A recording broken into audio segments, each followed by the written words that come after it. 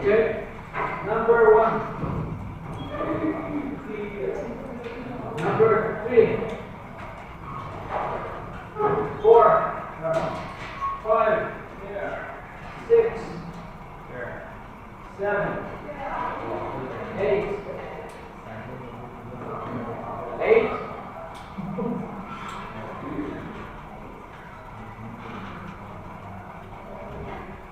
9, 10,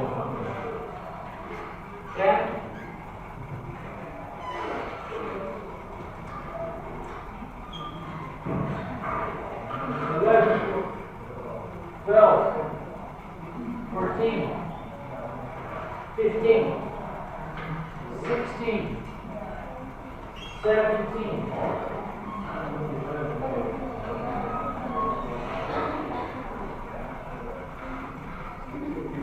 20, 22, 23, 24, 25, 26,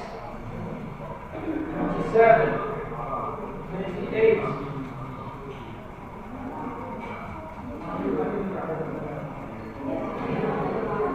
29, 28,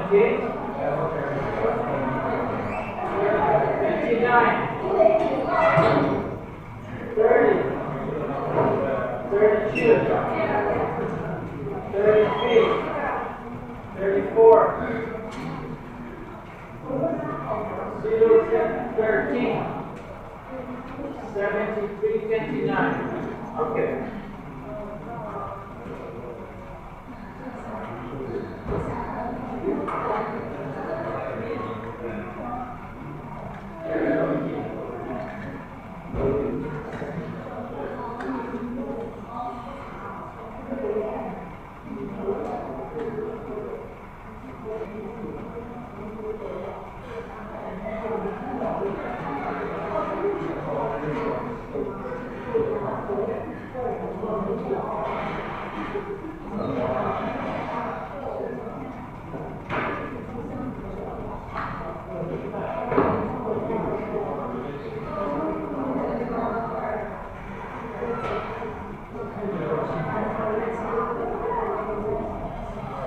Okay, you guys can open up the page 88.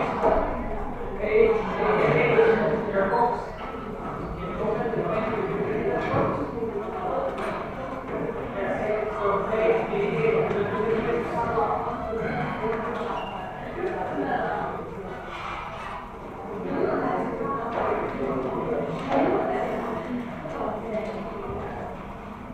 So before I start, so yesterday I did not give you homework, right? But today there will be a homework.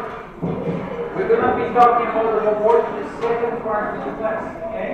We're going to be talking about the homework in the second part. We're going to do the first part, which is those clips from the book. And then the second part of the class, we will be here a story, and then there's a homework I'll be explaining in the second part. Alright, so we're going to go to this one. See the clips.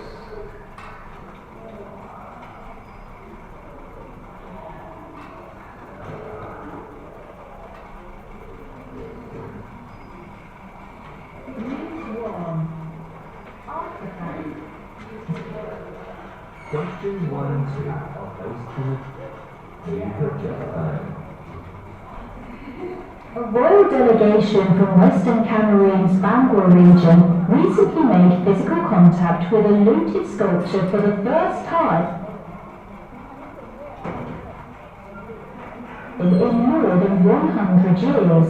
The artifact, known as a Jeffem, is one of many commemorative sculptures. Is that good enough? Okay.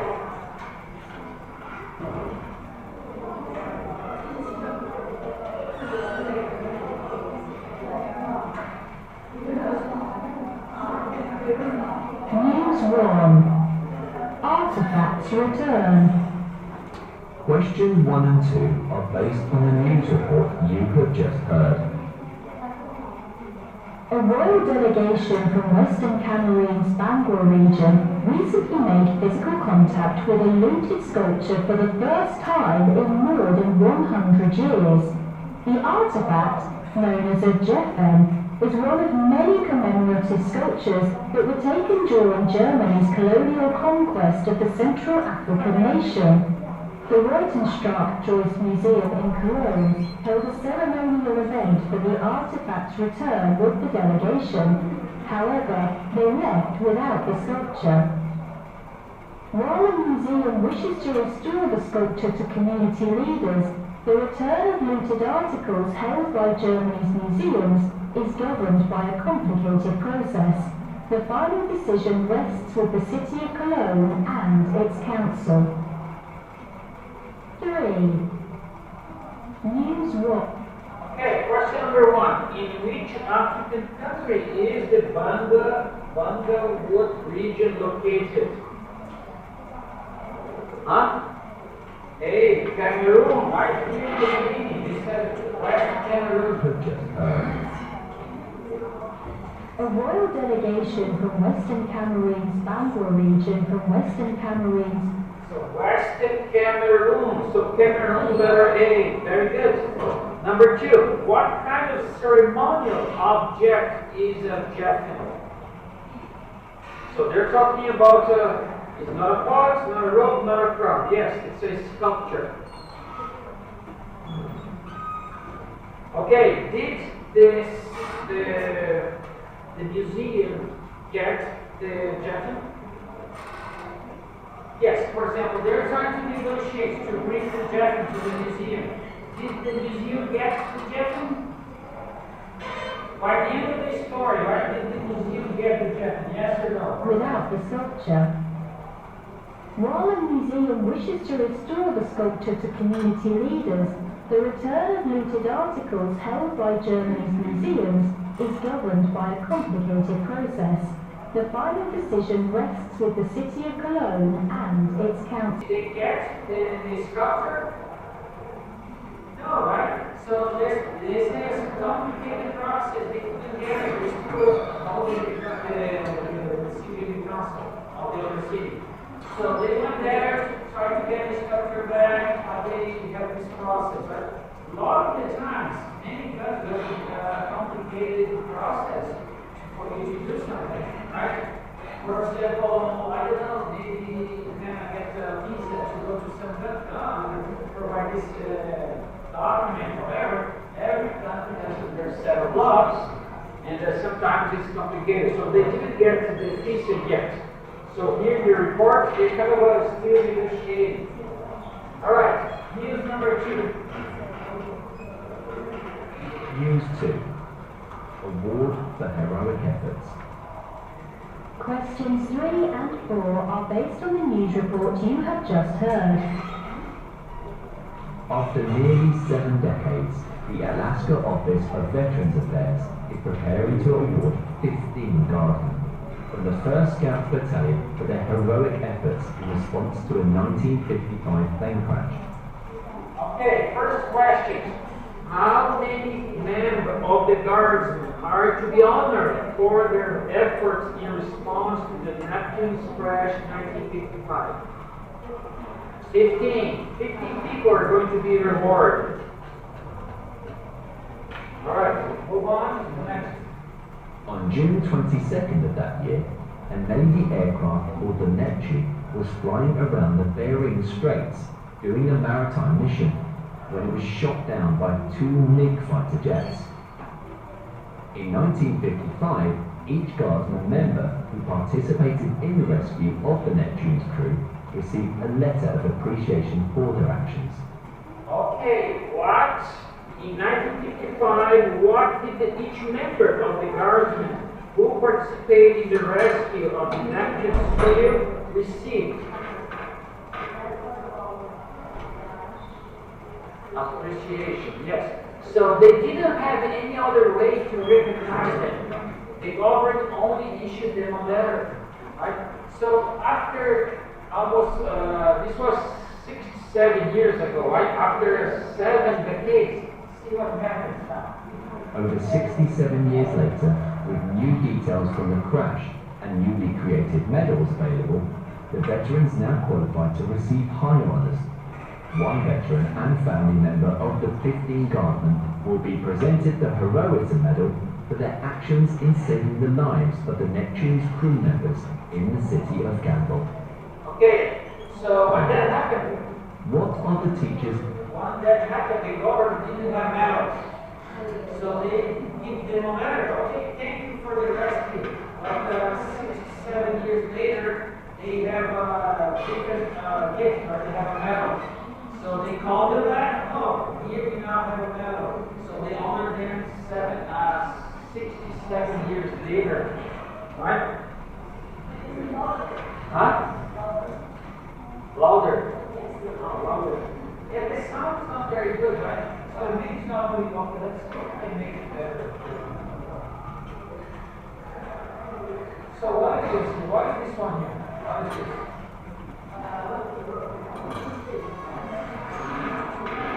Going to be informed about at the workshop. 6. When is the free workshop presented by Michigan State University? 7. What will teachers do at the workshop? Now number News 3. History and English teachers offered free workshop. Questions 5 to 7 are based on the news report. News 3. Okay, this one? History and English teachers offered free workshop. Questions 5 to 7 are based on the news report you have just heard. A Mississippi State workshop is offering teachers continuing education units while also informing them about the roles of women in history. The February 1st free workshop, Women and Writing in History and English, is presented by Michigan State University. Julia Osman, Director of the Institute for the Humanities at Michigan State. Women are taking on larger and larger roles in politics. It seems appropriate to think about how women have been involved in history since the beginning of American politics and throughout the wider world. According to Osman, teachers will have plenty of opportunities to ask questions and plan lessons in groups. In addition, every teacher will receive sources and materials for writing instruction. 8. Why was the coach? News 3. Okay, question number 5. What are the teachers going to be informed about at the workshop?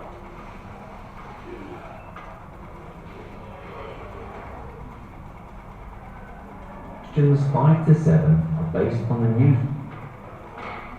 A Mississippi State workshop is offering teachers continuing education units while also informing them about the roles of women in history. Informing the teachers about something, right? What are the teachers going to be informed, right? So informing them about what? About the roles of women in history, but also informing them about the roles of women in history. Yes, the roles of the women in history, letter B. Number 6. When is the free workshop presented by Michigan State University? When? A. C is correct. C is correct. February 1st. The February 1st free workshop. The February 1st free. February 1st. So letter C.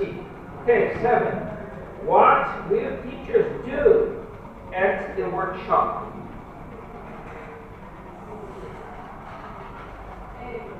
Huh? A. Good.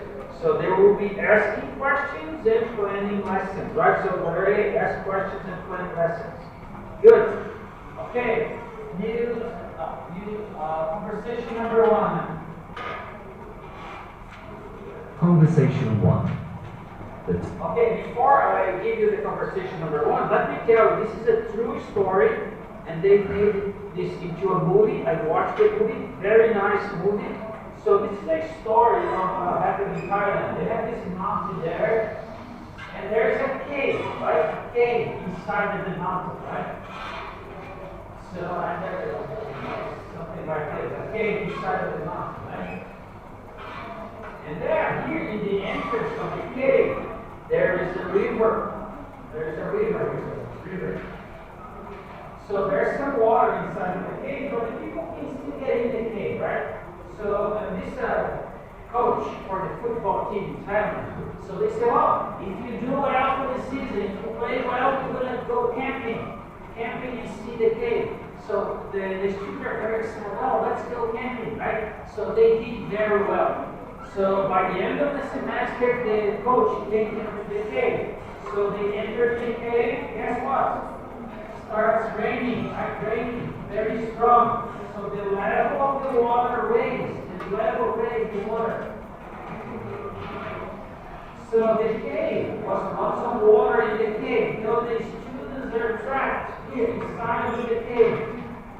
So the students are trapped for 17 days without water. No, they have water, right? So without food, without light, with the dark, completely dark, without food. And then Okay, this is the story of the rescue. So let's see the story. Conversation 1. The Thailand Cave Rescue.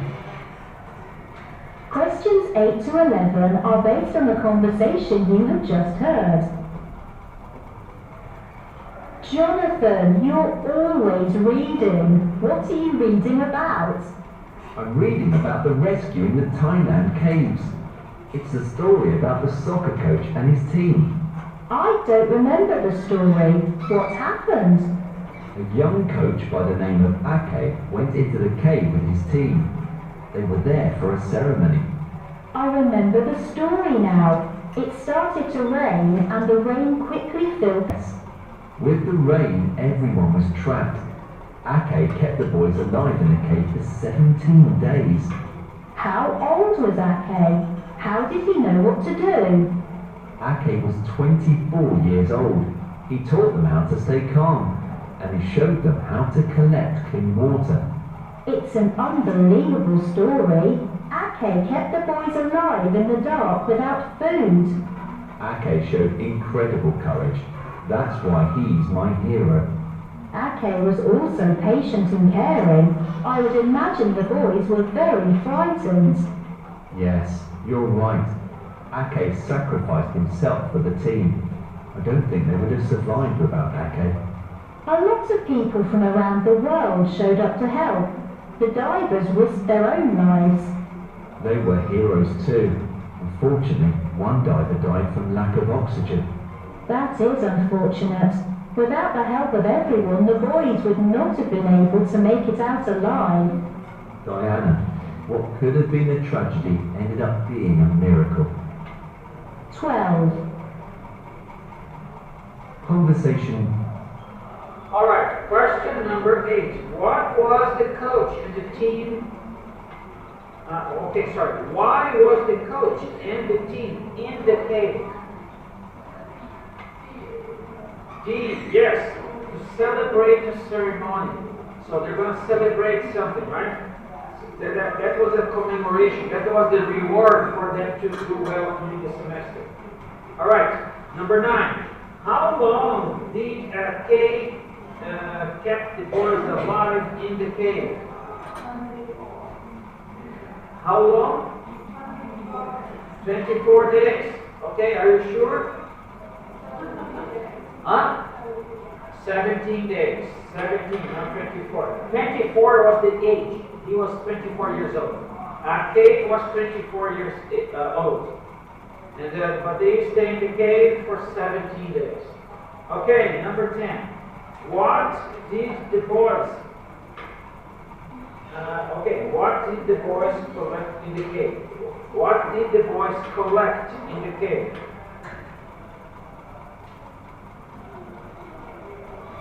Huh? Sorry? B. Worms. Okay, let's listen to this part again. I'm going to play again about here. Died in a cave for 17 days. How old was Ake? How did he know what to do? Ake was 24 years old. He taught them how to stay calm, and he showed them how to collect clean water. How to collect clean water. To collect clean water. Yes, for example, of course, the water, the cave was have water, right? This is dirty water. So how to collect clean water for drinking, right? So the cave showed them how to collect clean water, letter C. Okay, last question. Who risked their lives to help the boys in the cave? Huh? Divers, right? And of course, police show up, right? Firefighters, a lot of people show up, but the story spread around the world. So many people saw in the news, especially divers, they're in a situation that they are being deep water. So people fly to the Thailand and offer their service. A lot of divers from all over the world are there to help rescue the boys.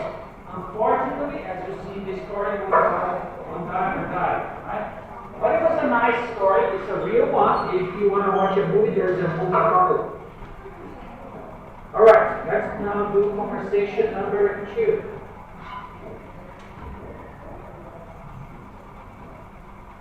Conversation 2. Writing about the Great Depression. Questions 12 to 15 are based on the conversation you have just heard. Laura, I have to write a paper about the Great Depression. Do you know anything about it? I do, Stephen. It was a time of great economic crisis during the 1930s. It began in the United States and quickly spread throughout much of the world. Many people lost their jobs and couldn't pay. That's right. People lost their houses, they were hungry and homeless. What started the Great Depression? I keep hearing it had to do with the stock market. The Great Depression started with the crash of the stock market in October 1929, but there were different reasons why the Great Depression began.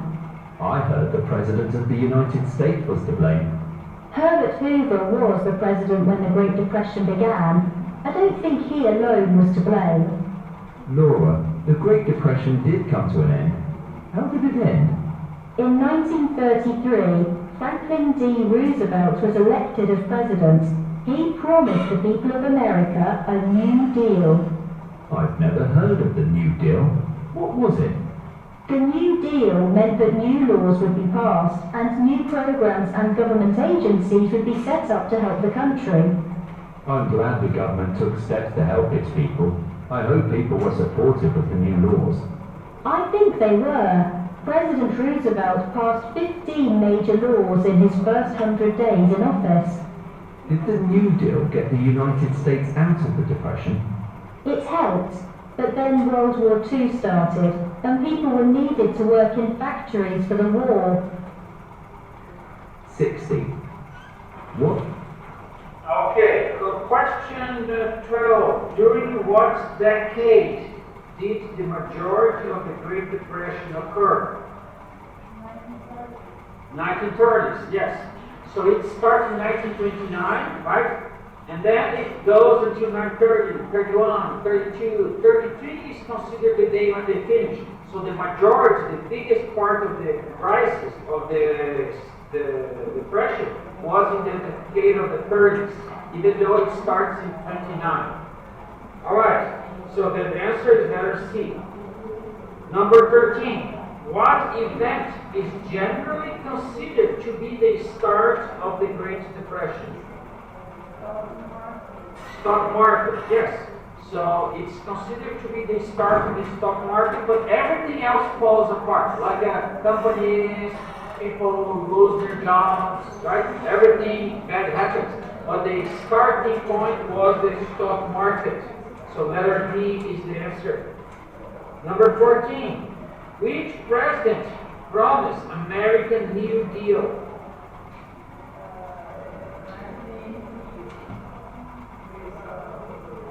Yes, letter A, Franklin D. Roosevelt.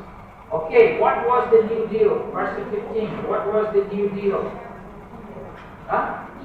D, large laws, programs, and government agencies to help end the Great Depression.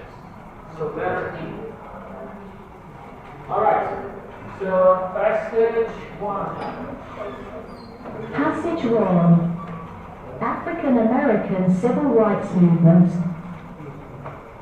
Questions 16 to 18 are based on the passage you have just heard. The Civil Rights Movement began before the Civil War. It first started with the people who thought slavery was morally wrong. They were known as abolitionists. Before the Civil War, slavery was declared illegal in the northern states. During the Civil War, President Abraham Lincoln freed slaves with a document called the Emancipation Proclamation. However, many southern states continued to treat African Americans as second-class citizens. These states passed laws that kept black people separate from white people. These laws became known as Jim Crow laws. The laws required separate schools, restaurants, restrooms, and transportation based on the color of a person's skin. In the early 1900s, black people in the southern states began to protest the Jim Crow laws.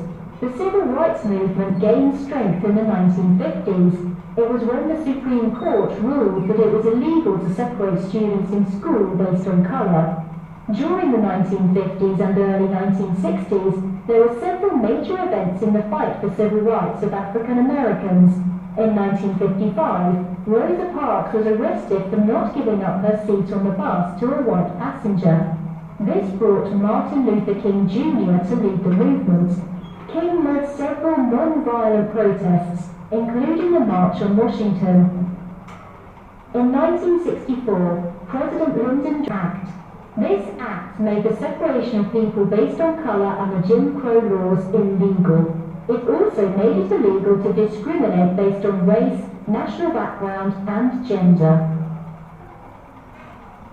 19. Passage War. Okay, question 16.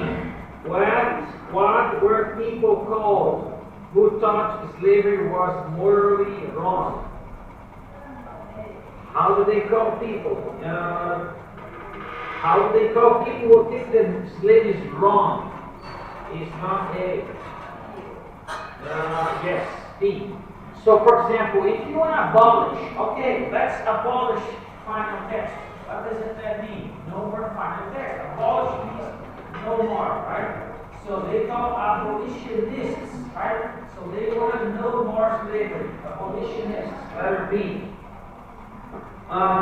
17. Which laws separated black people from the white people? D. Jim Crow laws. 18.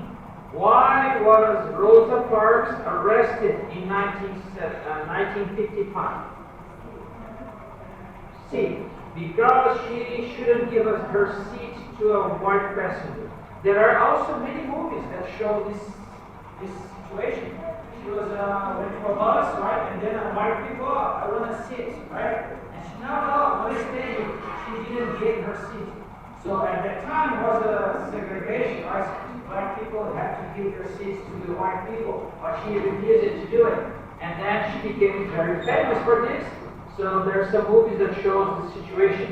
So letter C, because she wouldn't give her seat to a white passenger.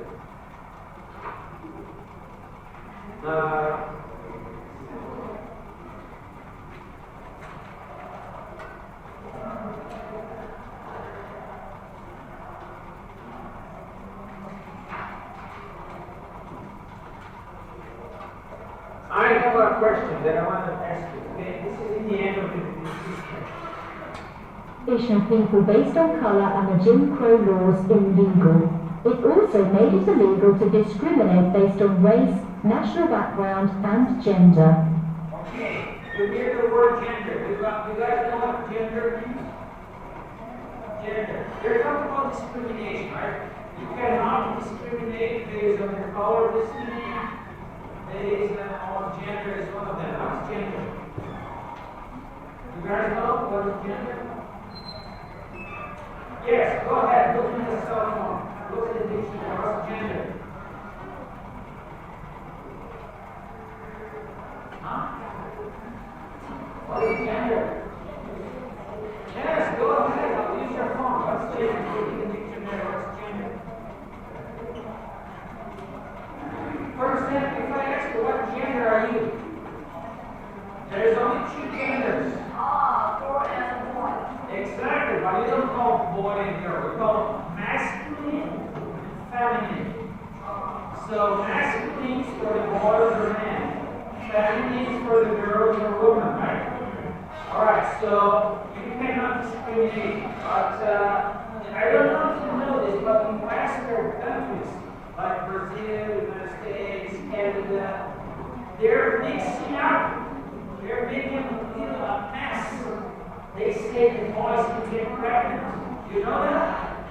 They say a lot of crazy stuff. They're mixing up genders. That's crazy. I guess I wanted to talk to know. Okay. Alright, so let's move on to our next story. Passage 2 now.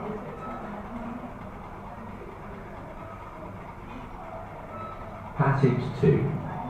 Amelia Earhart, aviator. Questions 19 to 21 are based on the passage you have just heard. Amelia Earhart was born on July 24, 1897, in Kansas, US. At the age of 23, Earhart took flying lessons and got her pilot's license. She set a new altitude record for female pilots of 14,000 feet. In 1928, Earhart flew across the Atlantic Ocean with pilot Bill Stoltz and co-pilot Slim Gordon. Earhart was the navigator on the flight. On June 18, 1920, hours of flying, the plane landed in Wales.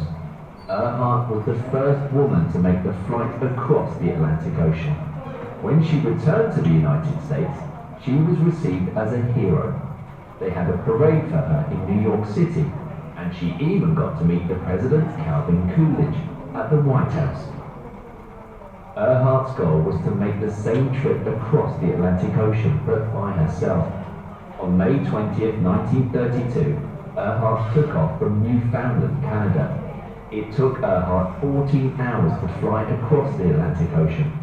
Earhart was the second person in history to successfully fly alone across the Atlantic Ocean. Earhart continued to fly over the next several years. She broke many records. Earhart wrote and gave speeches about flying and women's rights.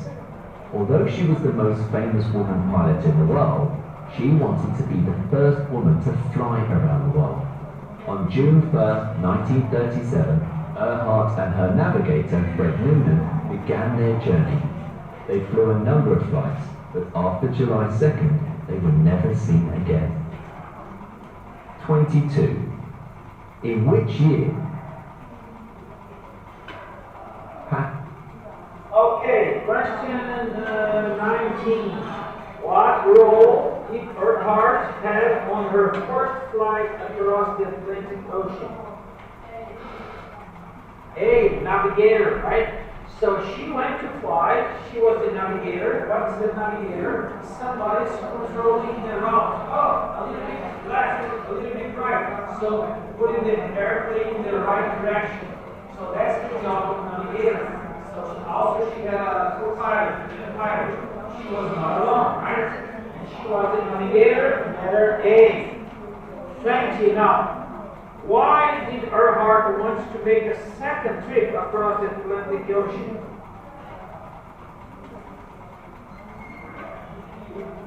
Why she wanted to do a second trip? So, yes.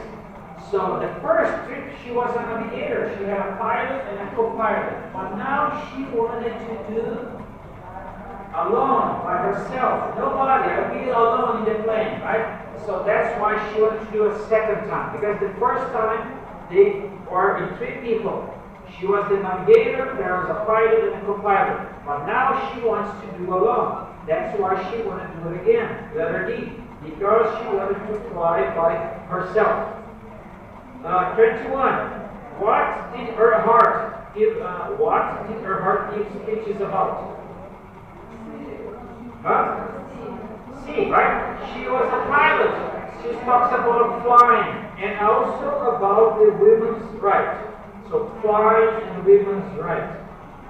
Alright, so now the last passage, last one. Passage 3. How the 60s changed America.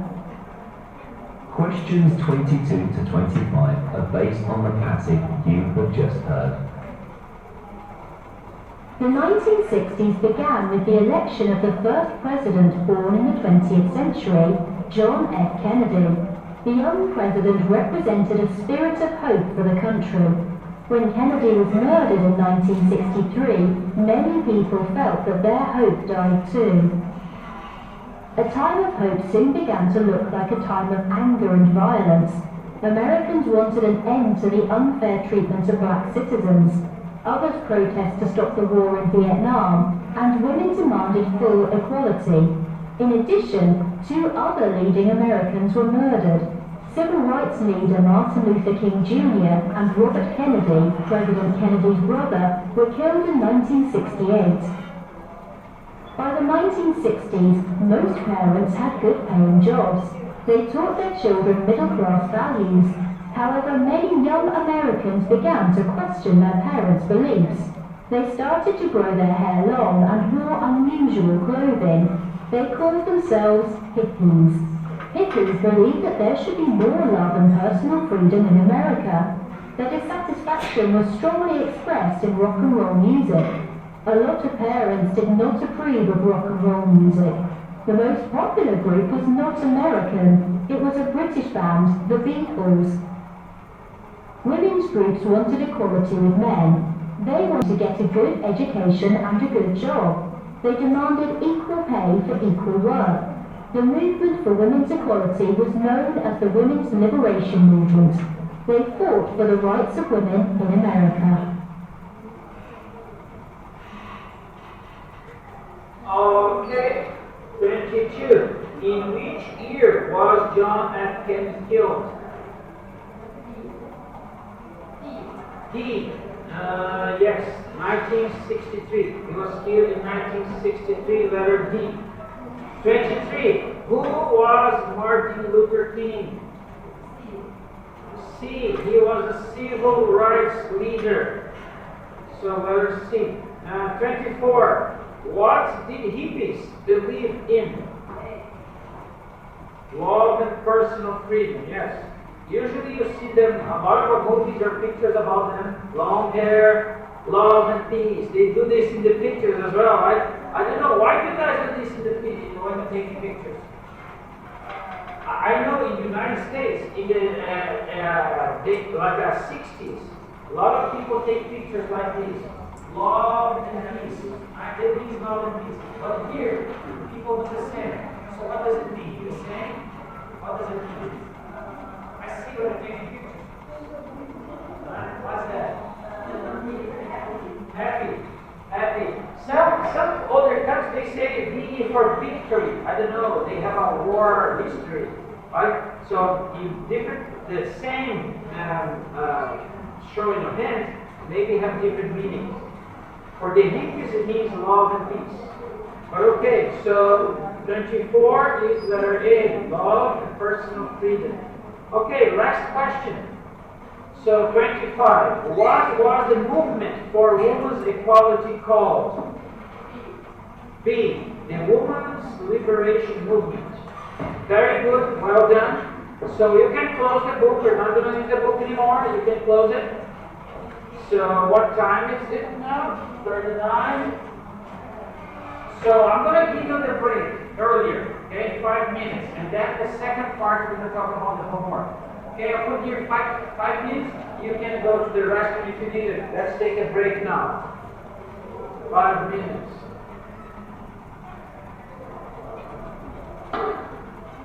Okay, break time.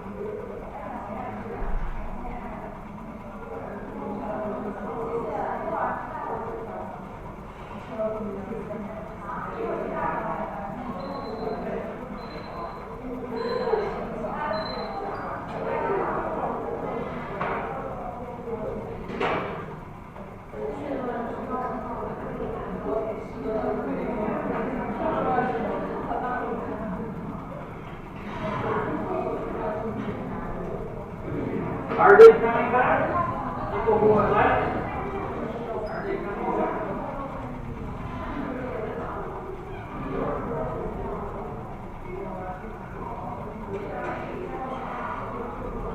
All right.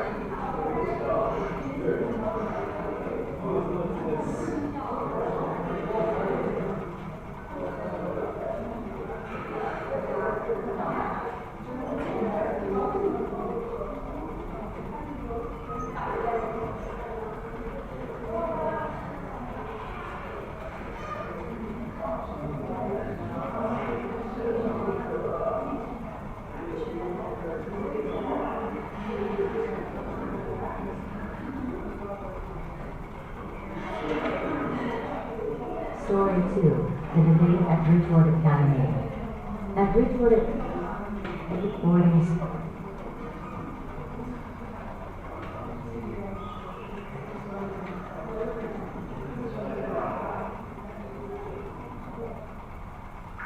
Are those people who left because are they coming back? 5 minutes is over. Okay, so this is going to be your homework, okay? So I have done stories like this before, right? But today you're going to have a homework on this story. The homework will be this. Answer 2 questions of the questionnaire number 3. So let's go to the questionnaire number 2, okay?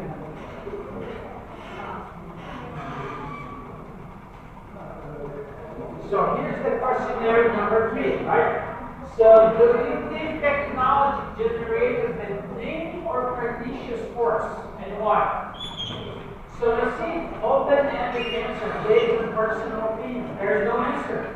So there is no answer. You have to give me your opinion. Right? So you're going to get to discuss those questions. Right? So you have to answer two questions. So you have here 1, 2, 3, 4, 5 questions. You have to choose two and answer them on the video format. And then you record it and send it to me. See, all the questions here has no answer because it is your opinion. Let's see, for example, the last one here. How important it is to inspire critical thinking in others, as seen on the debate's outcome. So this story is about debate. Right? And the question is, how important it is to inspire critical thinking in others? Get together in your groups and discuss it. Oh, is that important? Why is that important? And then when you're ready, you answer the question, you get your phone, right? And then you record it in space. Record it, then send it to me in WeChat. 2 questions. You understand? Yes, you understand? That's the homework, okay? So you have to answer 2 questions of the 5 ones. From questionnaire number 3. Right? Questionnaire number 3 has 5 questions. And you have to deliver on WeChat until April 30. Okay, let's see why April 30. So here's the calendar, right? So what is the May 1st? It's a holiday, right? No class, you're going to have a holiday from May 1st, May 2nd, 3rd, 4th, and 5th. 5-day holiday, right? I don't want you to go home. Oh, it's too easy to do homework for the teacher. You're not free, right? But if you deliver the homework here, April 30, you can go home free. Oh, I done my homework, I can relax. So that's why you need to deliver the homework until Wednesday midnight. You can go home free of homework. You don't have to be worried. Oh, I still need to do the homework. Right? You went home, holiday. Oh, I still have the homework to do. No. You finish before you go. Okay? So you have today to do it, tomorrow, and Wednesday. Okay? Okay. Now let's do this story. Okay? So I'm gonna let you listen first. So let's go back. So this story is a debate at the British Academy. Okay, I'll let you listen. The first thing we're going to do is listen. Not going to put here. For example, listen to the audio. Try to understand. So after listening one time, I'll be asking all of you, did you understand anything? Even if you understand one word, it's good. Okay? So try to listen and I'll be asking you, do you understand something? Yes, I understand. There's a debate. They're all good. What else? Oh, there's 3 people. I don't know. There's a teacher there in the story. If you understand, even a little bit is good. Try to understand as much as you can. So I'll be a little bit nasty now. Okay, can I be nasty?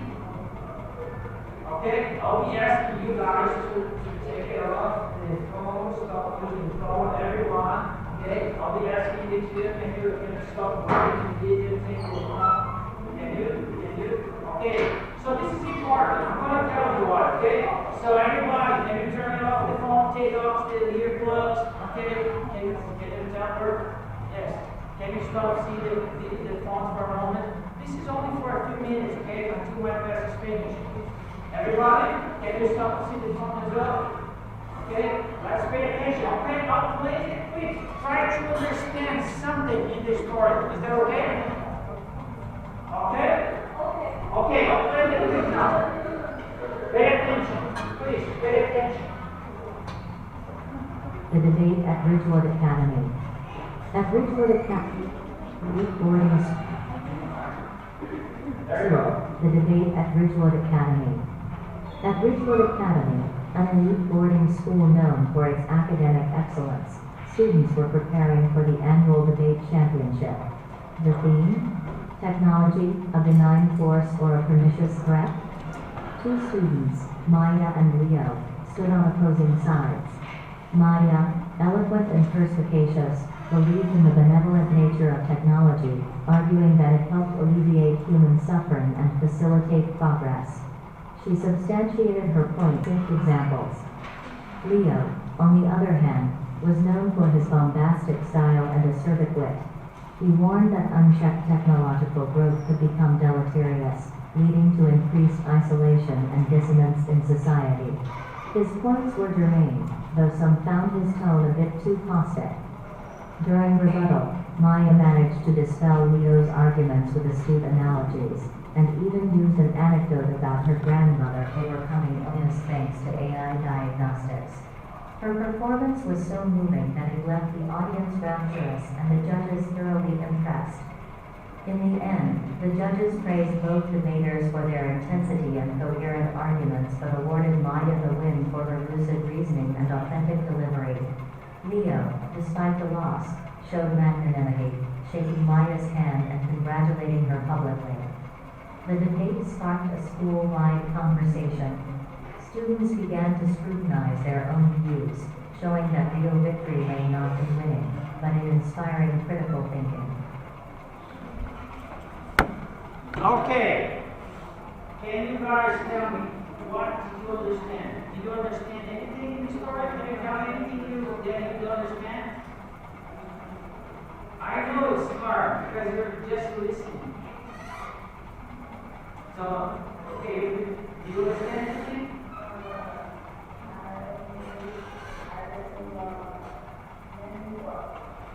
Okay, can you tell me one word that is in the story? Yes, technology. You're debating about technology. Yes, very good. Okay, anyone here? Do you understand anything? One word? Anything? Do you understand anything? Can you remember anything from the story? No, nothing. Not even one word. You remember anything? Not even one word. Okay, I'm going to let you listen one more time. Okay? Try to remember anything from this story. I know it's hard, but you can do it. One more time. Story 2, the debate at Ridgewood Academy. At Ridgewood Academy, an elite boarding school known for its academic excellence, students were preparing for the annual debate championship. The theme? Technology, a benign force or a pernicious threat? Two students, Maya and Leo, stood on opposing sides. Maya, eloquent and perspicacious, believed in the benevolent nature of technology, arguing that it helped alleviate human suffering and facilitate progress. She substantiated her points with empirical data and succinct examples. Leo, on the other hand, was known for his bombastic style and acerbic wit. He warned that unchecked technological growth could become deleterious, leading to increased isolation and dissonance in society. His points were germane, though some found his tone a bit too caustic. During rebuttal, Maya managed to dispel Leo's arguments with astute analogies, and even used an anecdote about her grandmother overcoming illness thanks to AI diagnostics. Her performance was so moving that it left the audience rapturous and the judges thoroughly impressed. In the end, the judges praised both debaters for their intensity and coherent arguments but awarded Maya the win for her lucid reasoning and authentic delivery. Leo, despite the loss, showed magnanimity, shaking Maya's hand and congratulating her publicly.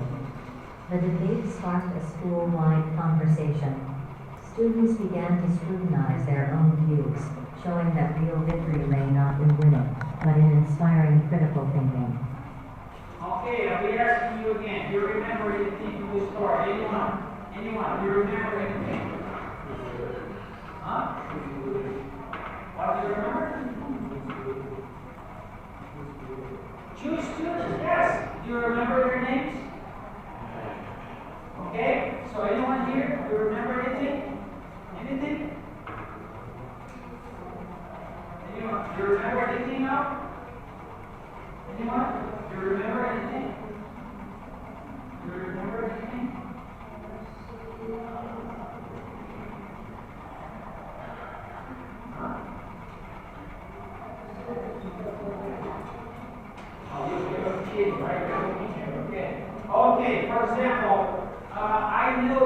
little bit hard because there are so many words there to understand. So let me say something. When you hear a story, it's there might be new words that you don't understand, right? So if there's I don't understand this word, so go in the dictionary. So for example, for the stories here, so the first thing is to try to understand. Okay, try to understand.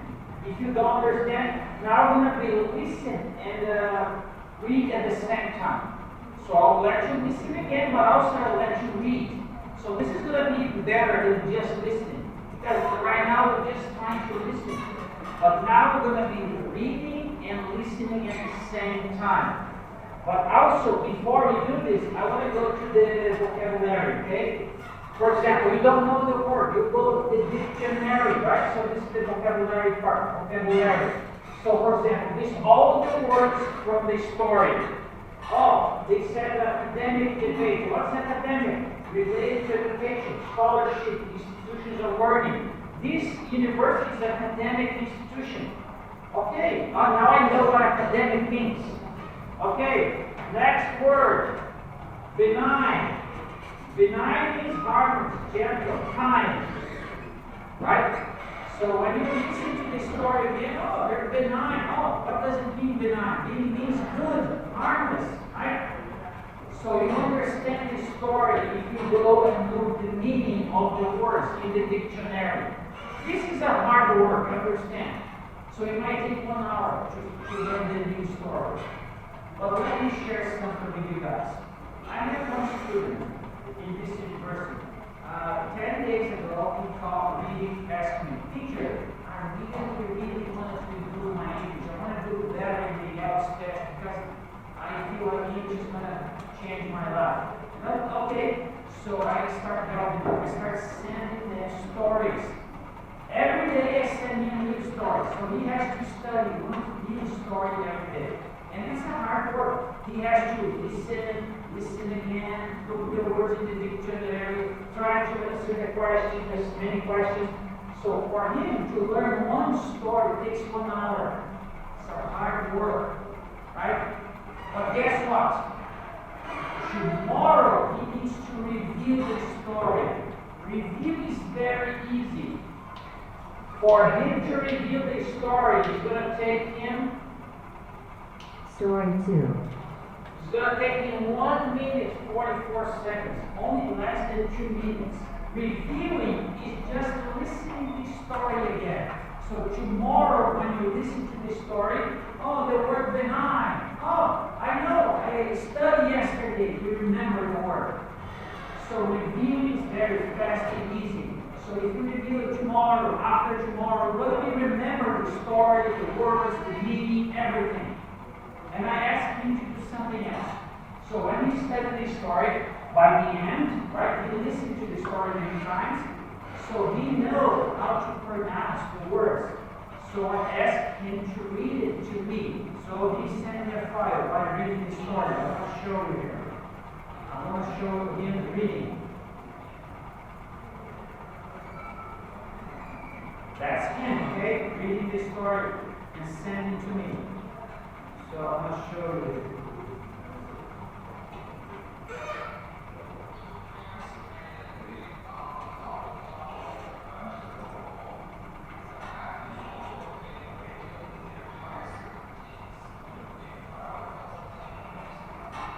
So every day he learns a new story and he reads the story, records the story, send it to me. That is for improving pronunciation. You need to practice reading. A lot of you don't read well. When you read something, oh, I don't understand what you're reading. Because you're not pronouncing the word very well. So you need to practice. And then he's doing the exercise properly. You listen, try to understand. Now he listens and reads at the same time. Now he goes to the dictionary to find the word's meaning. Now he answers all the questions. And by the end of 1 hour, he also reads to me. Record and send the video to me. He's doing this for 10 days. If you listen to him the first day, it's almost impossible to understand him. His pronunciation is so bad. But now, after 10 days, guess what happened? his pronunciation is so much better. He learns from his English is improving very well. So if he keeps doing this, we agreed that he's going to do this for 30 days. And then after 30 days, he's going to tell me if it was good or bad. Right now, in 10 days, he's already seeing, oh, my English is getting better. I notice, I feel it. My pronunciation is better. I was a teacher, I was a former teacher. I talk to her, she understands me better. This is a simple exercise. It can change your life. That I see many of you looking from not paying attention, not looking from not paying attention. I'm trying to change your lives for the better. But one day, you're going to go for an interview. Oh, if I knew English, I could get this good job. I don't. I regret. I didn't study well. So I wish you guys the best. I'm trying to do the best for you. Okay? So let's now listen to the story one more time and read it. Remember, right? I would like to read it and see the story. Okay? So we're going to listen and read it at the same time.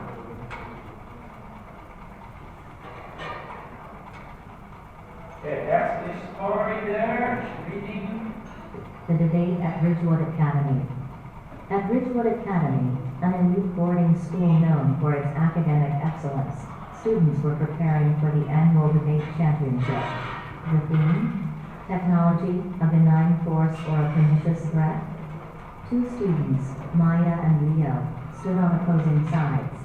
Maya, eloquent and perspicacious, believed in the benevolent nature of technology, arguing that it helped alleviate human suffering and facilitate progress. She substantiated her points with empirical data and succinct examples. Leo, on the other hand, was known for his bombastic style and acerbic wit. He warned that unchecked technological growth could become deleterious, leading to increased isolation and dissonance in society. His points were germane, though some found his tone a bit too caustic. During rebuttal, Maya managed to dispel Leo's arguments with astute analogies, and even used an anecdote about her grandmother overcoming illness thanks to AI diagnostics. Her performance was so moving that it left the audience rapturous and the judges thoroughly impressed. In the end, the judges praised both debaters for their intensity and coherent arguments, but awarded Maya the win for her lucid reasoning and authentic delivery. Leo, despite the loss, showed magnanimity, shaking Maya's hand and congratulating her publicly. The debate sparked a school-wide conversation. Students began to scrutinize their own views, showing that real victory lay not in winning, but in inspiring critical thinking. So, you notice a lot of hard words in this story. So, when I was preparing this course, if you go to my website, you will see learning English in stories. I put in a lot of stories.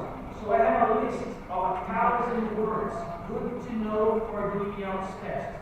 Sometimes when you become a teacher, I want to learn good words for doing the IELTS test. So I find a book that has 1,000 good words for you to know. So in this story here, we have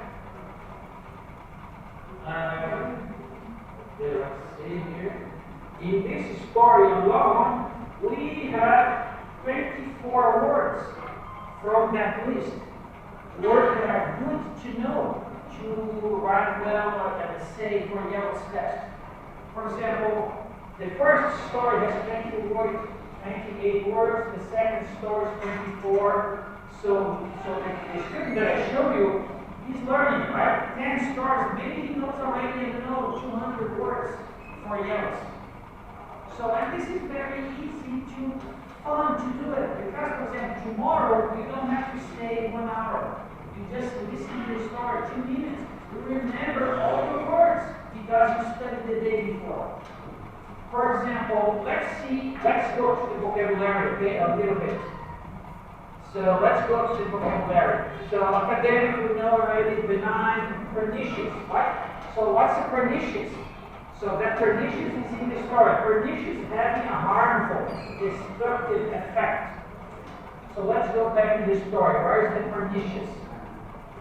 So, student prepare debate, technology, pernicious. Because in technology, pernicious, harmful. So now you know what pernicious means. So technology, benign or bad, pernicious. See, now you know what, they're showing both sides, good and bad. Right? Pernicious is bad, benign is good. So is it technology, good or bad? What do you think? Is it technology good or bad? It is good if you're using to learn English. It is bad if you're using to not pay attention to my class. Right? So, okay, right? So this is the debate. The students are debating, is it good or bad, right? So now, for example, go back here to the questionnaire number 3, right? This is the one that you have to choose, 2 questions. Do you think technology is benign, good, or pernicious? Do you think technology is good or bad? Now I'm going to have to tell you why. What do you think? Right? Get together in your groups, have a discussion. And somebody record the answer and send it to you. That's your homework.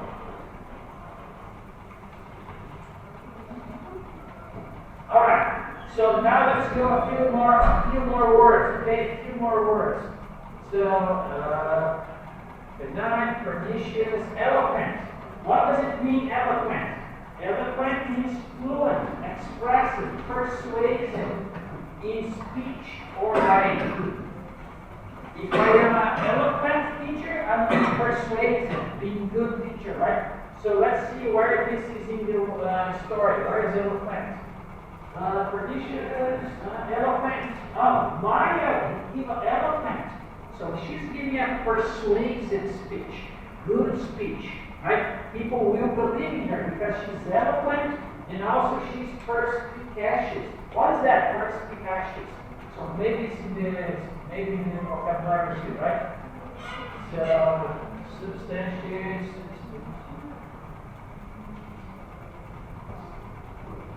Okay, there we go. What's perspicacious? Having a keen insight or understanding.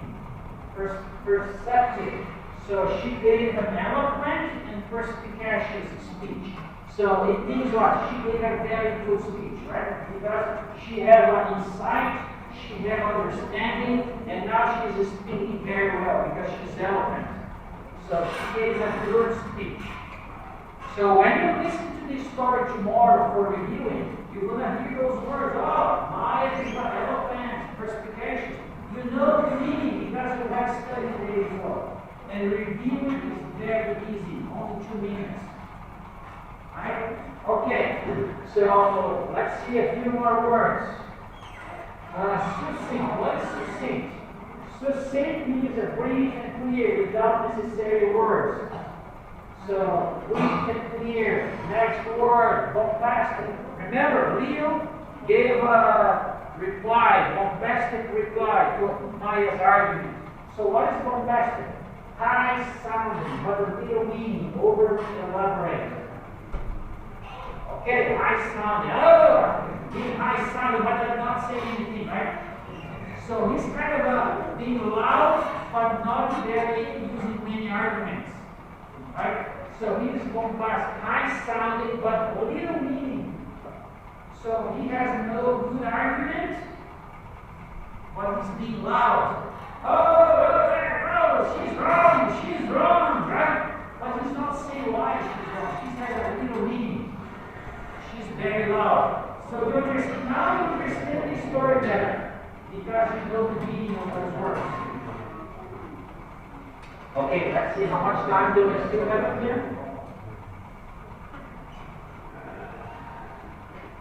Okay, I still have 25 minutes. Okay, so now I think we can go to the questionnaire. Okay, let's go to the questionnaire. See how much you understand. So every PPT, right? I want to send you the PPT by the end of the lesson. So you don't need to take pictures.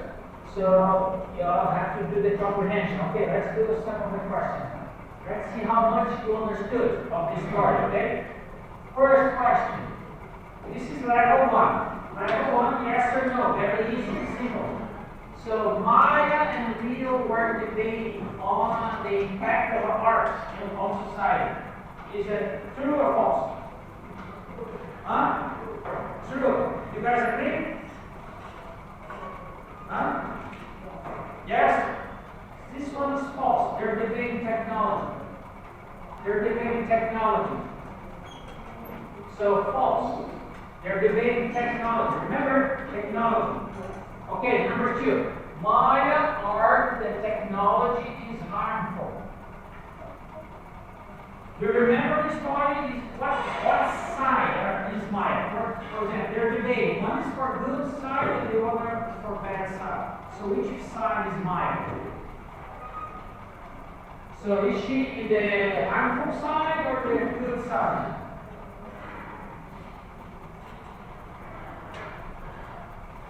She's in the good side, not bad. So this one is false. Remember, she said, "Oh, my grandma was cured by AI. Technology was good. They didn't cure her." Maya is in the good side. So this one is false because she is not in the harmful side. So false. Okay, number 3. Leo used a calm tone during these debates. Is that true or false? Huh? Remember, he was loud, little meaning. He was very loud. Remember the word that we just learned? The word bombastic? He was bombastic, he was very loud. She is wrong, but she didn't say little meaning. No argument. So he was not calm. He was bombastic. Right? So maybe this one is also false. Okay, number 4. Maya won the debate due to her lucid reasoning. Did she win the debate? Yes or no? She had better reasoning, right? Remember, she was perspicacious, she had insight, she was very good, right? She won the debate. And he was just loud, not very good meaning, not very good argument. So she won the debate. So yes, this one is true. Okay, last one. Leo was upset after losing the debate. He becomes upset. Is that true or false? Huh? Okay, let's see. Let's go back to the story, okay? So let's see if he was upset. So the story here is the end, right? So the debate sparks school-wide conversation. Students began to sympathize their views. Sharia Victor. Laying down, Victor laid down the reading by inspired critical thinking. Okay, here we go. Leo, despite the loss, showed magnanimity. Maybe we need to put this word in the dictionary, right? Shaking Maya's hand and congratulating her brother. So was he upset? No, right? Hello, thank you. I mean, congratulations, you have done very well in the speech. You are a very worthy opponent. So he complimented her. I lose, but I see you're a good debater. So he complimented her. He was not upset. Upset is, she's bad. That's upset. So he shakes Maya's hand, saying, "You're a good opponent. You debate well." He's congratulating her, right? So that's why the question number 5 here is, Leo was upset? No, false. He was not upset. Okay, so we finished questionnaire number 1. This is yes or no. Let's see now questionnaire number 2. Questionnaire number 2, you need to remember information from this story. You need to remember information. So number 1, was the theme of the debate? What was the theme? What are they debating? What are they debating? What was the topic that they are debating? They're debating about what?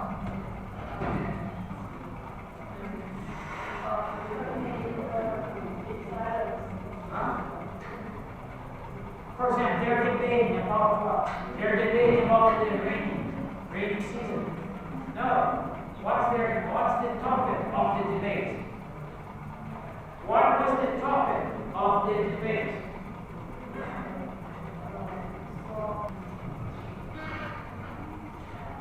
Technology, right? Remember, technology, right? Technology is good or bad, that's the topic. Technology, they're debating technology. Is it good or bad, right? That's the debate, that's the topic, that's the team. Maybe you don't know this word. So you get to the team is what's the topic, right, of the debate. The topic was technology, a benign force or a pernicious threat. So they're debating technology. Okay, number 2. What was Maya's position? So what's her position? For example, her position is one of the two, right? The position is a benign force or pernicious threat. What's her position?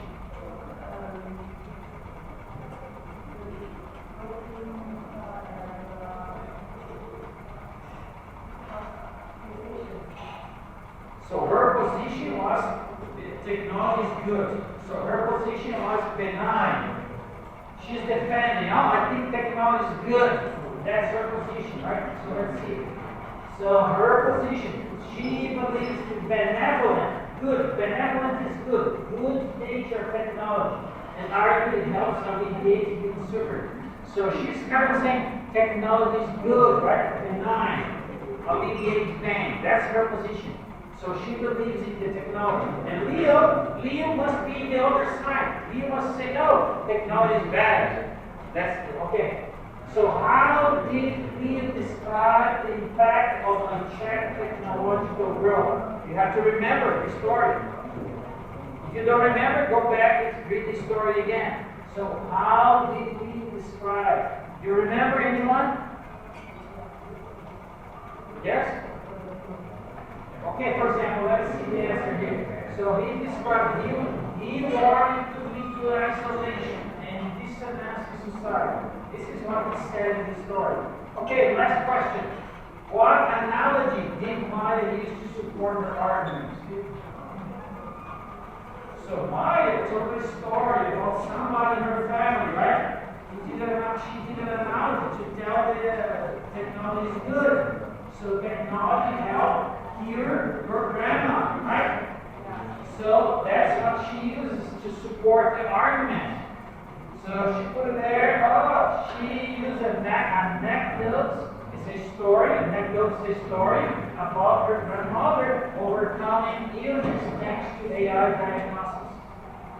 All right. So you see, you listen to a story, try to understand it, and then you work in the vocabulary part, try to understand all the words, and then you go answer all the exercises, right? And then next day, you just review the story, just listen, and then you're going to see all the words that you learned from yesterday. So just by listening again, you remember, because you studied hard yesterday in the story. And the best thing of all is, for example, is the questionnaire number 3, right?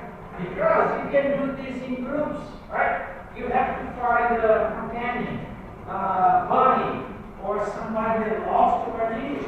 So you can start, let's do this every day together. We listen to the story together. I ask you your opinion. What's your opinion? Do you think technology is good or bad? What's your opinion? So you give her your opinion to her classmate gives her opinion to you. So you're debating, speaking English, so your pronunciation is going to get better. Right? Alright, so we finished the lesson. So we still have 15 minutes. So you can start the homework right now. You can get together in your groups, and then you can start this. Try to choose 2 questions. You can start talking, discussing. Alright? I'll send you the PPT now. I'll be sending you the PPT in the class group, so you don't need to take a picture. I'm going to be sending the PPT to you right now.